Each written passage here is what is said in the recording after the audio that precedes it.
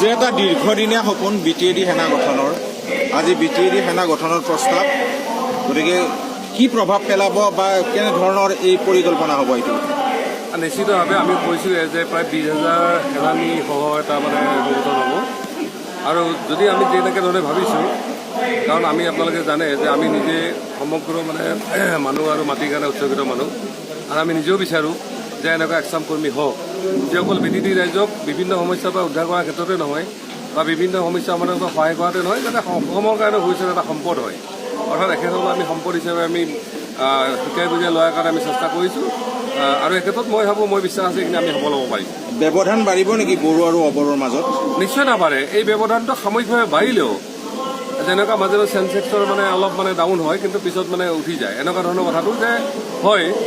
কাৰণ যিখিনি উগ্ৰ বড়ো জাতীয়তাবাদী লোক আছে তেওঁলোকে কিন্তু এটা এতিয়া শংকা দ্বিধা বা তেওঁলোকে এটা হতাশাত ভুগিছে সেই হতাশাতে কিন্তু ভৱিষ্যতৰ কাৰণে মূল সম্পদ কাৰণ আমি বিচাৰিছোঁ যে বড়ো অবড়োৰ যিখিনি সংঘাত এইটো ৰাজনৈতিক সমাধান হওক আৰু তেখেতসকলে নিশ্চয় কিছু কম্প্ৰমাইজিং এটা হেৰিত আহি গৈছে কাৰণ অলৰেডি হাগ্ৰামাই কৈছে যে আমাক বড়োলেণ্ড নালাগে আৰু যিহেতু আজিৰ দিনত হাগ্ৰামাৰ লগত প্ৰমোদ আছে উৰ্খাও আছে তেওঁলোকেও ভাবে যে বড়োলেণ্ড আৰু নহয় তো তেনেকুৱা ক্ষেত্ৰত মই ভাবোঁ যে আমাৰ সমস্যা সমাধানৰ চমু দিন আহি আছে আপুনি কোনোবা কিবা বৈঠকত বহিছিলে নেকি নাই মই ভাবোঁ তেওঁলোকে নৱসৈনিয়াক এক কথাৰ মানুহ বুলি ভাবে সিদ্ধান্তৰ মানুহ বুলি ভাবে আৰু এটলিষ্ট সেইখিনি তেওঁলোকৰ আশা ভৰসা আছে যে আমি যিখিনি কথা কৈছোঁ তেওঁলোকেও বুজি পায় যে হয়তো নৱসৈনিয়াই জাতিগত বিভাজন বা এনেকুৱা বিৰোধ অনা হ'ল ৰাজনীতিৰ কাৰণে তেওঁলোকে মই ক'ব পাৰে তেওঁলোকেও জানে যে মই নিশ্চয় গাড়ীৰ কাৰণে বা কিবা এনেকুৱা ক্ষমতাৰ কাৰণে অহা নাই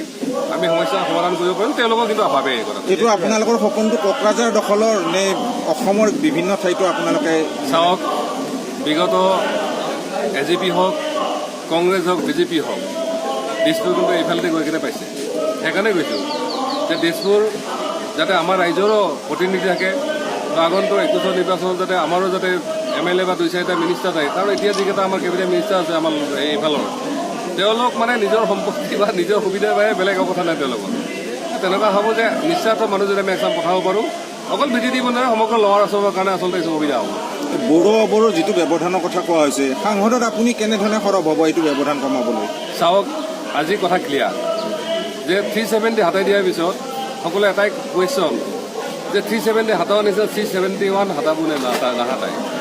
আমি কৈছোঁ 370 আমি স্কেপ কৰাৰ কথা কোৱা নাই আমি এটা কথাই কৈছোঁ যে 371B মডিফাই কৰি হ'লেও ইয়াত শ বছৰ ধৰি জীয়াই থকা বাচি থকা যিবিলাক জাতি গোষ্ঠী আছে